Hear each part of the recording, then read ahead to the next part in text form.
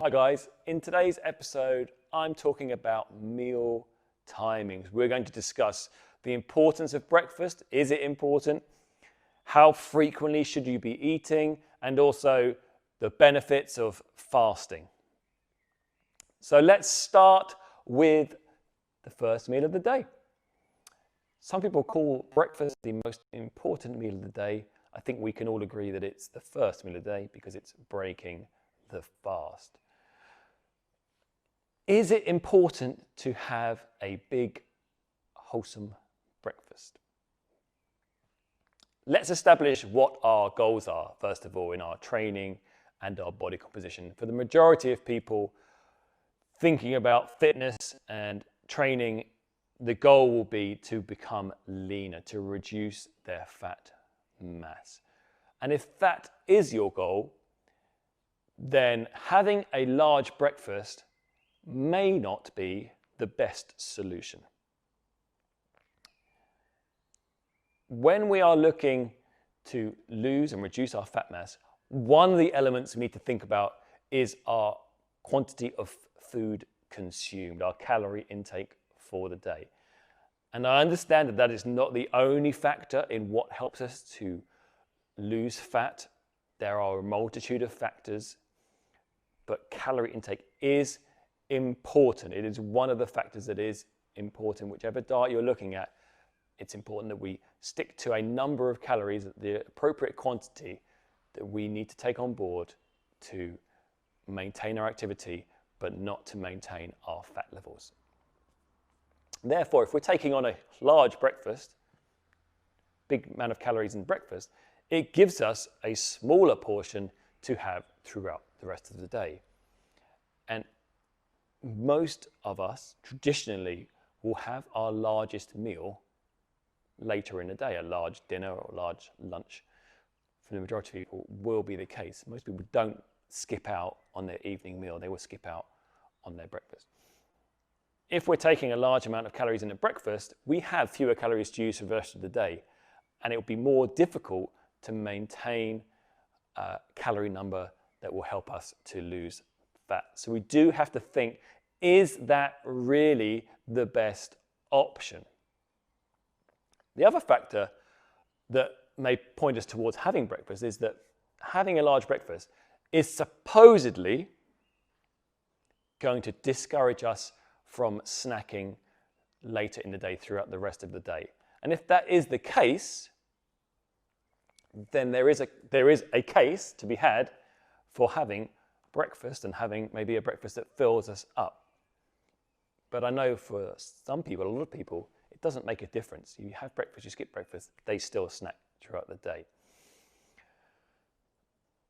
On an individual basis, what you have to look at is, will having breakfast get me through to lunch without snacking?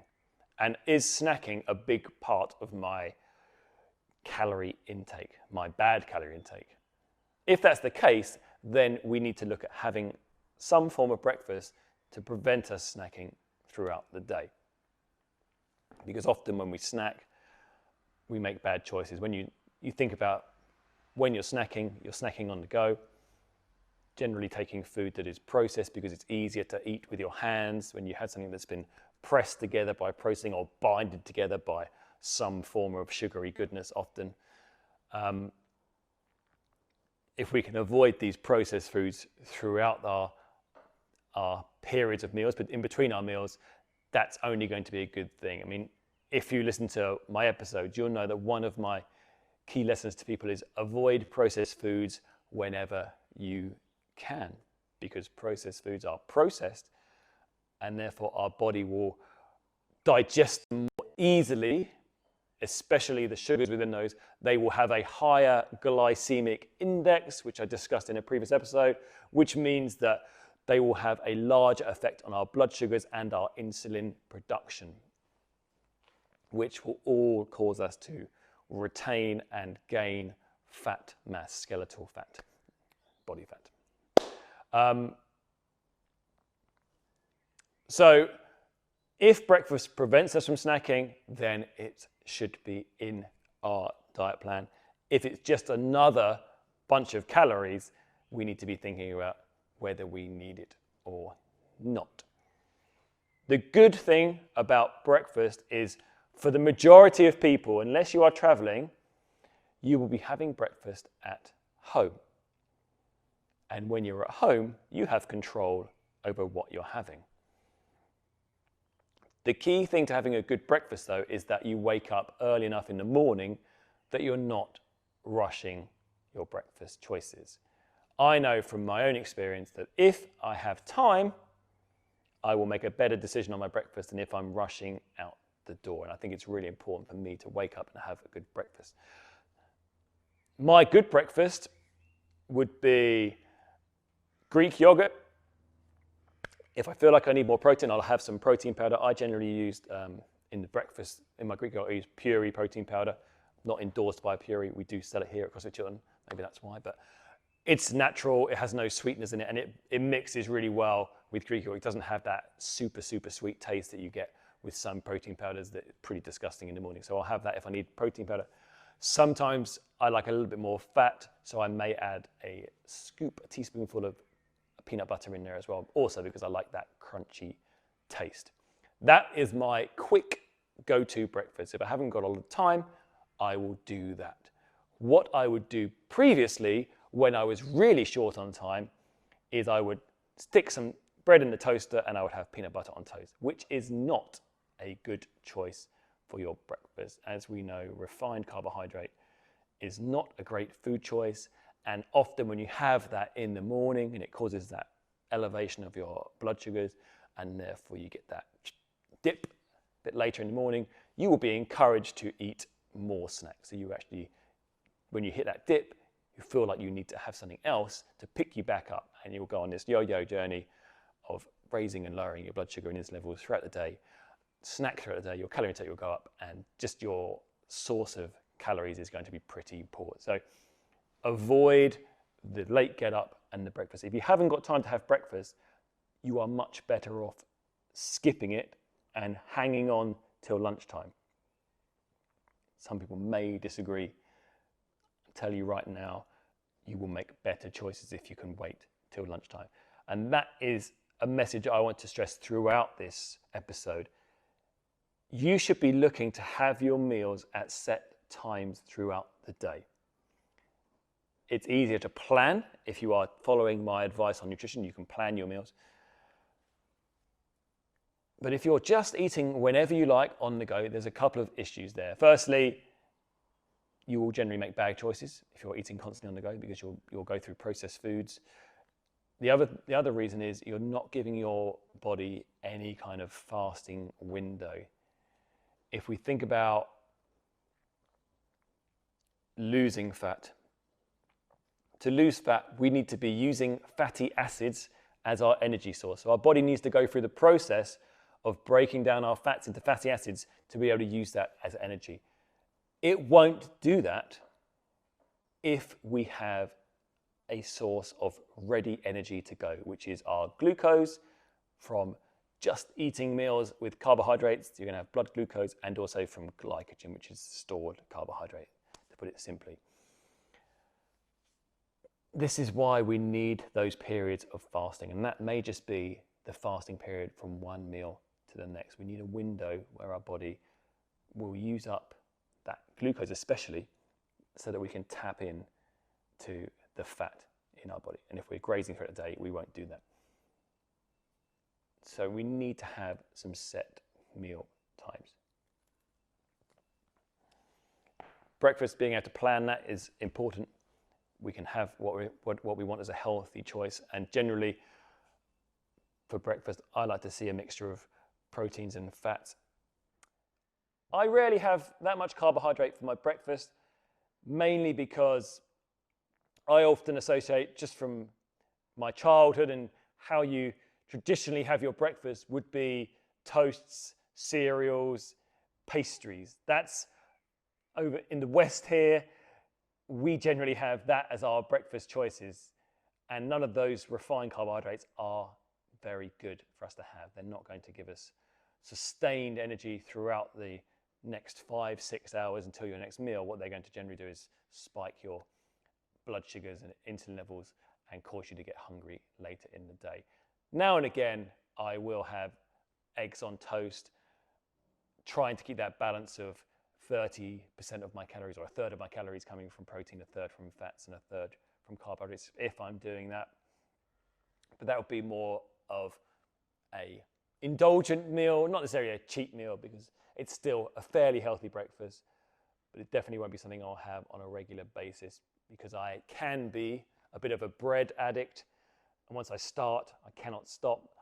So just from my own personal point of view, I won't have eggs on toast frequently, maybe once a week, twice a week, on a hungrier week, I suppose you could call that. If I have some carbohydrates for breakfast, normally it would be a piece of fruit that I'll take after breakfast. Or now and again, I might have a protein pancake or two and put some banana on it. That's my general breakfast choice. So first rule of breakfast is get up early enough that you can make good choices. Go back to the previous arguments I've talked about, or previous conversations where I've told you to plan your foods in advance and plan your food shop. So always make sure you have healthy choices available that are easy to prepare, because it's in the grandest scheme of things, some of us can get up early every time and make ourselves a full breakfast where we put together all our micro and macronutrients in an amazing concoction. But most of the time we press snooze 2 more times and we've only got a short window in which to have our breakfast. So make sure that you plan for those emergency running out the door breakfasts, but try to get all of your breakfast eaten before you get out the door, because any food you take on the go is often a poor choice unless it's a banana or some piece of fruit. Don't feel that you have to have breakfast though. If you are one of these people that just cannot get up early, and you just want to go out the door, or you feel like when you have breakfast before, if you train in the mornings before you train, you cannot train with a breakfast inside you, or you just don't want breakfast and we don't feel like eating in the morning, that is absolutely fine. It is not going to cause you to put on weight because you're having fewer calories. Why would having fewer calories cause you to put on weight? It will if you then supplement or replace your breakfast with a croissant at 10 o'clock or a muffin, something else to fill the day, or we haven't got desks at the moment nowadays. Most of us are working from home on the sofa, but if you have a bowl of sweets that you nibble on throughout the morning because you haven't had breakfast, then that's the reason you're putting on weight. It's not because you skipped breakfast and your body shuts down and suddenly produces more fat, which makes absolutely no sense. It is because you make poor choices following that decision. If you are one of these people that likes to have just a coffee in the morning or a cup of tea and then get straight on it, that is absolutely fine. And in fact, there can be some benefits to doing that, to training in a more fasted state. Think about our fasting periods. One of our longest, in fact, most people's longest fasting period is from when they go to bed to when they wake up. If we extend that, let's say you sleep for 7 hours, if you then extend your fast until lunchtime, till 1 o'clock, that's going to be a 12, 13-hour fasting period, which is going to be hugely beneficial in your efforts to lose fat. It's going to give you a period of time where you're probably going to be getting into those fat stores, hopefully, depending on what you've eaten the previous few days. And in addition, it's going to make it easier to stick to your calorie targets. If we then go backwards from breakfast, as I just discussed, that fasting window, I want to talk about eating later meals later in the day. Is that an issue? What I want people to do and think about when you're eating is you're trying to create these periods of the day where you are fasting, these fasting windows, these opportunities for your body to deplete some of that glucose and glycogen in the system and hopefully tap into those fatty acids.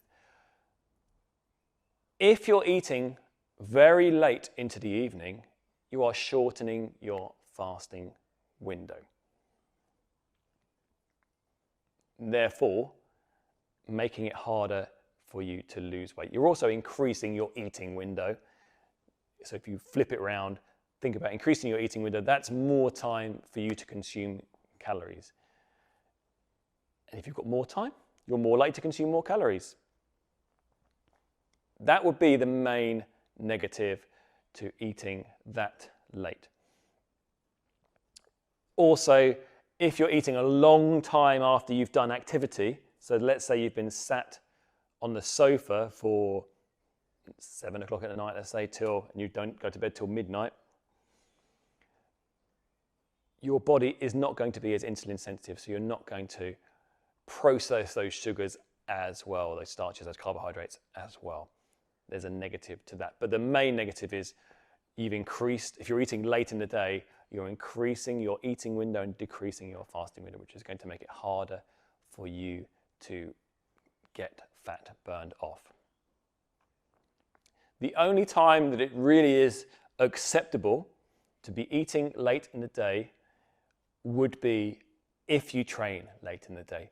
Your body is more insulin sensitive after training. You will synthesize protein more effectively after training, and you need that protein to help grow lean tissue, muscle. So if you are an evening training person, then eating following your training session has some benefit. And I would say that benefit outweighs the benefit of not eating after training. So if you train 8 o'clock at night and you get back home and you don't eat till 9:30, maybe think about the quantity of food you consume. We don't want a huge amount of food. We just need to refuel from what we've just done. But there's no harm in eating after training late in the evening. Like I say, think about when you're planning your meals. So maybe having a larger meal for lunchtime and then having your dinner as a smaller meal if you're eating so late in the day. If you're not training late though, think about having your dinner and then not eating too late into the evening. Giving your body, extending that fasting window, because generally, I know some of you will, but most of us won't wake up in the middle of the night and hopefully have a midnight feast because we're a little bit hungry. We can resist that temptation and wake up and have breakfast if we feel the need to. Eating late will often cause us to consume more calories, and generally our food choices, as most of us know, late in the evening are pretty poor. Lunchtime, for most of us, is our middle meal of the day. It's the one where I think people can make the poorest choices, mainly because it's a time where we're often not eating at home, or we're going with our traditional norms of what we would have for lunch, which would be a sandwich, crisps and a drink. That's the meal deal, isn't it? You go to a garage or your local sandwich shop and the meal is always sandwich, crisps and a drink. We need to have a little bit more thought into what we're having for our lunches. Think about that in advance, and whenever possible, if you haven't got somewhere nearby that does a healthy option for lunch that you can purchase from, make sure you're bringing your lunch into work. I take a very simple approach to my lunch in that I will overcook the portion size, not overcook, sorry. I will cook larger portions for the previous night's dinner, and the remainder I will have for the next day's lunch. It just means I'm only cooking one meal, and I get another one bonus free, because it's much easier when you're in the evening, you've got a bit more time in your hands to cook a better meal, better option, and then just have that for your lunch the next day. That's how I generally roll on my lunches. I'm not one of these people that will prepare a plethora of Tupperware on a Sunday that I can take into my work and have for lunch. I will often just have leftovers in there. And very much the same as breakfast, in that if I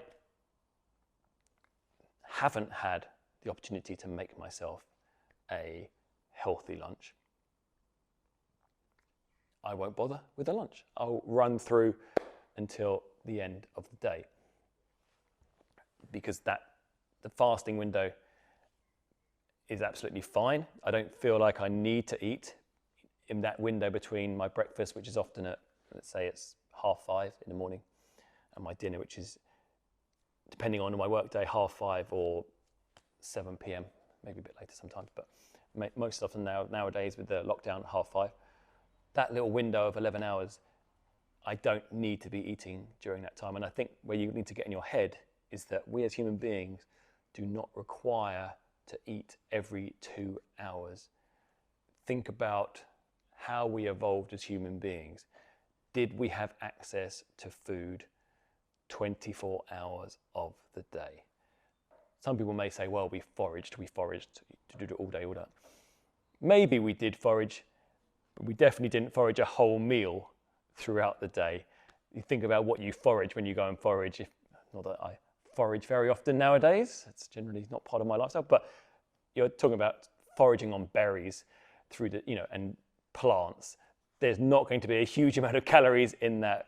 Our evolution, or our historically, we would feast and then we would fast throughout the day. We would have a large meal, and if we did forage small meals through the day, that would be a very small number of calories just to get us going through the day, and then we would maybe feast again. And think about if we were hunter-gatherers, that's how it would work. We would last long periods of time. Now, our body is designed to last long periods of time without food. People can survive for days, for weeks, without meals if they are having some form of micronutrients.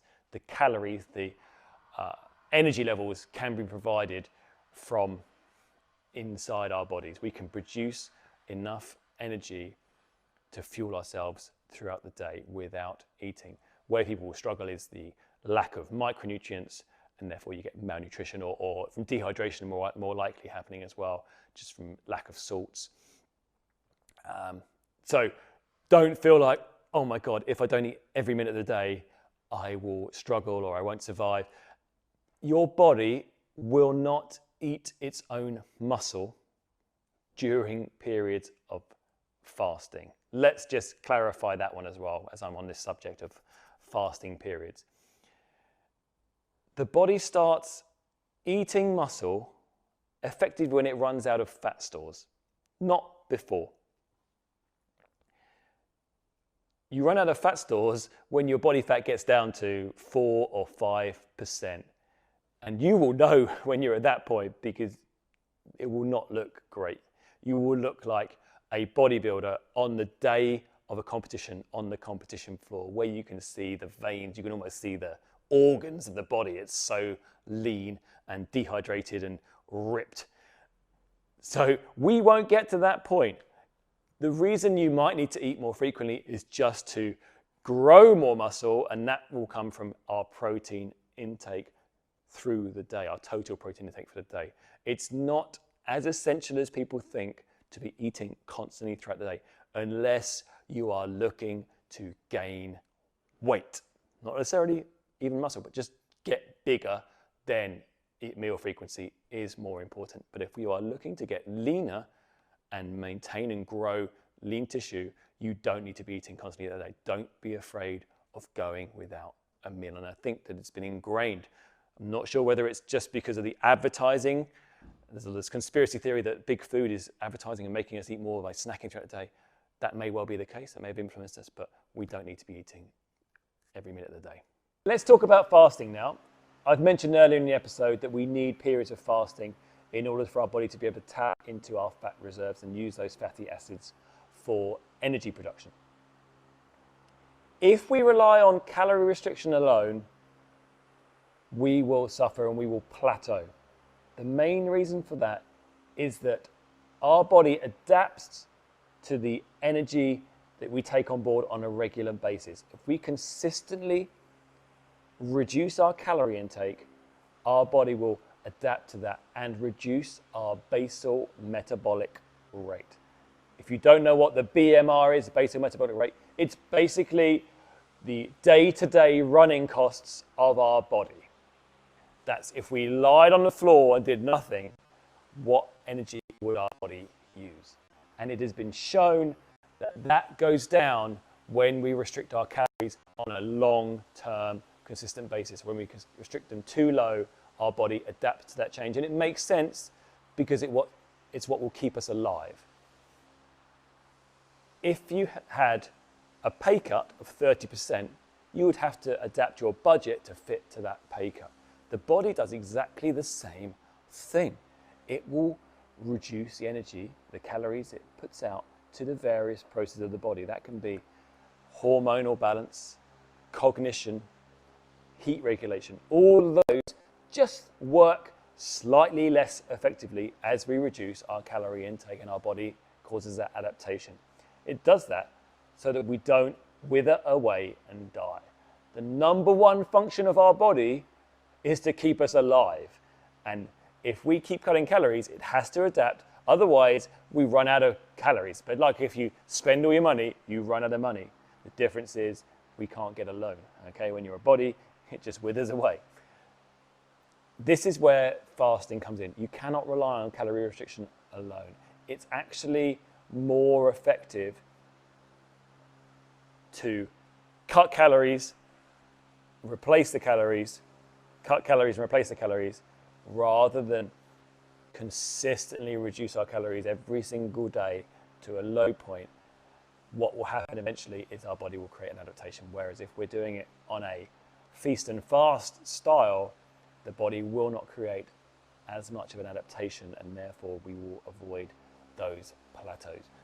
Calorie input is really important. If our quantity is too big, we definitely won't lose weight. And if anything, we will gain weight. So don't get thinking that one is better than the other. We need to use all of the tools at our disposal to get the most out of our body composition goals and also our performance goals. I'm never like to be in that, I'm in this camp or in that camp. We have to use all of the tools, and there are benefits to many different diets. So we need to take the best bits and the reasons why they're effective and apply them to our own diets. And fasting is an effective way, an effective tool to add to your diet to get leaner. And that's, in terms of what I'm looking for with my clients, that's one of the goals. That's the main goal people are looking for. And obviously I'm paid to get people results. So that's my priority. There are a number of health benefits to fasting. I'll let you Google that. Today I'm talking about what most of us are looking for, is aesthetic changes, losing body fat, getting leaner, which is going to help us look better and also perform better for most stuff, unless you're trying to be a competitive strongman. So, how should we be fasting? In my opinion, because there's so many different options, you've got 5-2, you've got alternate day fasting, you've got eat for 8 hours, fast for 16 hours, and various ways to go about it. There is no optimum way. The optimum way is what fits your lifestyle and what you can handle and manage. Longer period fasts, and I'm talking 24 or above hours, are much more likely to tap into those, will tap more into those fat stores.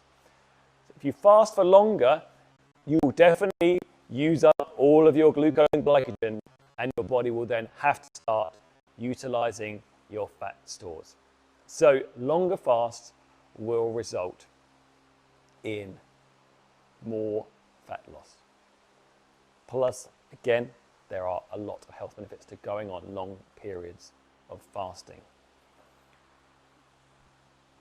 But it doesn't work for everybody, and it does take some effort to be able to go for long periods of time without fasting.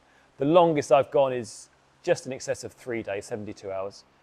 That was on a keto fast, and I actually did have some coconut oil during that fast, but we still class that as a fast because my only calories were a spoonful of fats, which doesn't have any influence on blood sugar and insulin levels. To me, that was challenging towards the end of the third day, and there was a few periods where it was quite challenging. The one thing to remember when you are fasting is that hunger isn't a constant, it is more of a wave. Hunger will come along in waves, and you just have to ride those waves of hunger. That's when it's important to have some plan in how you're going to go through these fasts. And I've done many different fasting methods in various diet experiments. My best suggestion is always have some water on board, something, a source of electrolytes. That generally for me would just be some Himalayan salt I use, just because it's not quite as sharp as table salt. I know that people talk about, again, Google the health benefits of Himalayan salt. There are some huge health benefits and fat loss benefits to these long fasts, but they are not easy for people to maintain. When you listen to people talk about fasting, read the books and that they advocate intermittent fasting and long period fasting, they often say you can exercise as normal during these fasting periods. That is not entirely true in my own personal experience. What I've found is that during these fasting periods, you can do steady state. That's running, rowing, biking, all of those things. You can definitely do those, maybe with a slight performance drop, but you can carry on with all of the steady state stuff. You can also do weightlifting and strength training and hypertrophy work. What you will struggle with is higher intensity training, that training that requires glycogen as its primary fuel source.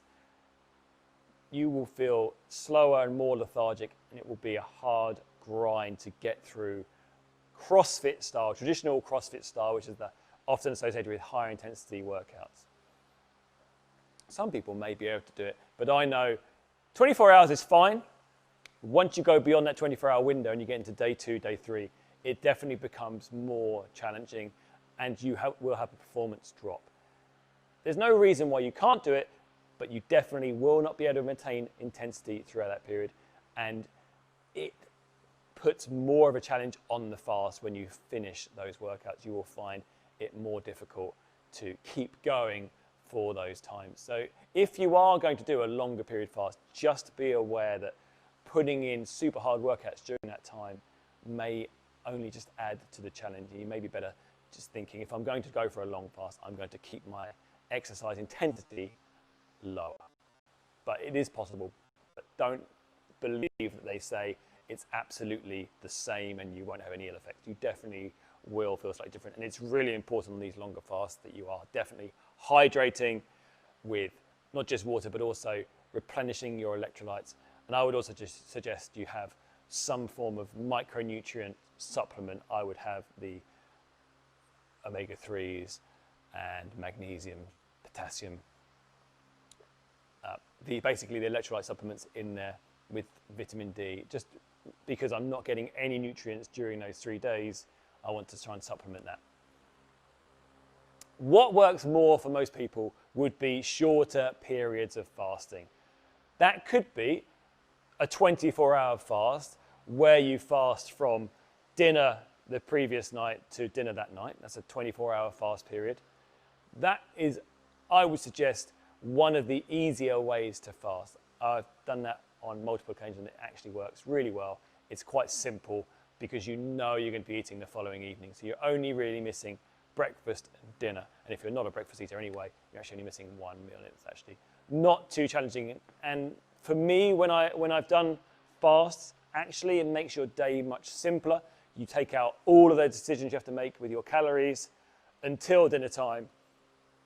Then you just have a normal meal. Doesn't mean you can pig out, because the key thing if you want to get benefit is not to then think, oh, I've fasted all day, now I'm just going to eat the whole fridge and larder. But it's definitely a decision. It removes those bad decisions from your mind when you're going through that day. The other benefit I found when I was doing those long fasts is it gives you a lot more time, because those decisions and those meals you have to prepare, lunchtime, you can actually be quite efficient on the days where you are fasting. But what I will say is whatever day you choose, make sure it's a day where you're busy, because it's the times when you're sat down at home doing nothing, boredom will make you want to eat. Always plan your fast around your lifestyle rather than trying to just fit them in on a specific day and say, right, I'm always going to fast on this day. even though that day you might be sat at home doing nothing. So plan your fast around a bit busy days. It will make life a lot easier. That's a 24-hour fast. We can make it even easier still by bringing it down to a 16-hour fast. So you have an 8-hour eating window. That's the one that's become most popular at the moment because it's probably the easiest one to maintain. And that would just be you eat in an 8-hour window. So it could be you eat between 12 p.m. and 8 p.m. or 11 a.m. and 7 p.m. Therefore, you skip breakfast. There you go, to a 16-hour fast straight away. Or if you want to go the other way, you can eat breakfast and skip dinner effectively. You can have an 8 a.m. and eat till 4 p.m. and then not eat late in the evenings. Some people might advocate that that's better because you're eating all your calories before your evening time, which is people always talk about the king for breakfast, prince for lunch, and pauper for dinner. And that would fit that old message that went out there to everyone. I don't generally mind. I think it's whatever fits your lifestyle. For me personally, if I was doing that window, I would go the other way. I would skip breakfast because I think it's an easier meal to skip. Dinner is a harder meal for me to skip. Plus a family dinner, eating with your partner and if you have kids, that's a really big part of social interaction that day. It's good for your mental health. Missing those meals could have a more negative effect on your general well-being. But again, it has to fit your lifestyle. Now, I've given a lot of different options with your fasting. Let me summarize what I think are simple ways to get your meal timings right that work for the majority of people. The first way is to think about having 2 to 3 meals a day only. All of your meals have to be eaten at a table. They cannot be eaten on the sofa, on your desk, in the car. If you make a rule that you only ever eat at a designated area, it's breakfast bar, dining room table, a separate area at work, generally you will make better decisions on your food, because when you're eating in the car, you're going to take convenience food. The same at your desk and on the sofa, often you're just going to graze on stuff that's easy. When you're actually making the decision to put a meal on that table, you will make better decisions. If you find that by only eating 2 to 3 meals a day, you struggle in between those gaps, you need to think about the quantity and quality of the food on those meals. Increase the size of the meals, have a look at the macronutrient balance to ensure that it's satiating your hunger for that long period of time. And learn to differentiate between whether you are bored or just eating out of habit and you have a psychological need to eat just because you're so used to doing it so frequently, or if you are genuinely hungry. That's an important thing to know the difference between. Finally, let's talk about meal timings for performance. The rules don't really change that much. What I would say in terms of pre-workout nutrition, ensure that your meal prior to a workout has some form of carbohydrate to give you those glycogen stores to fuel the high intensity part of the workout. If your workout is high intensity, if it's not, you don't necessarily need that. Now, that glycogen could come from carbohydrate the evening before your morning workout or in the breakfast a couple of hours before that morning workout. It doesn't matter when it is so much. Just ensure you have some glycogen stores in there. Some people may feel they perform better by raising their blood glucose as well, so having some carbohydrate prior to a workout in the form of a healthy snack. That is absolutely fine. It's very much a personal preference. Some people perform better fasted, some people perform better with some kind of fuel in their system. It's your choice. Post-workout nutrition has slightly higher importance, especially if you're looking to increase your amount of lean tissue, in other words, to grow muscle and to facilitate cellular repair, muscular repair, and that is to ensure that you get some form of protein in your post-workout nutrition. Now, whether that is a whole meal or whether you do have that as your third or fourth meal as a kind of snack, it's entirely up to you and how it fits with your timings. Generally, around 2 hours is the window you have post-workout to get that fuel on board. It's a good time also to have carbs because you are more insulin sensitive, so your body deals with those carbohydrates better post-workout. So in terms of performance, your carbohydrates can go in pre and post-workout. It's a good time to have them. It doesn't make too much of a difference when that pre-workout meal is, unless you find that it has an influence on your own personal performance. The post-workout meal, like I say, try to keep it within that 2-hour window. If you fit that around a mealtime, great. If you want to make that your mealtime and maybe have a shorter window between breakfast and lunch if your workout's in the morning, and then a longer fasting window to your dinner, that's fine as well. Or you can add it as a snack. But I would say if you are looking to get leaner quicker, then you might want to just keep that to 2 to 3 meals a day raw and just fit those meals around your workout rather than adding an additional post-workout meal. As always, guys, lots of stuff covered in today's podcast. I've rambled on as I always do, so please send me some comments or email me some questions. I'm always happy to answer them. Thanks for listening.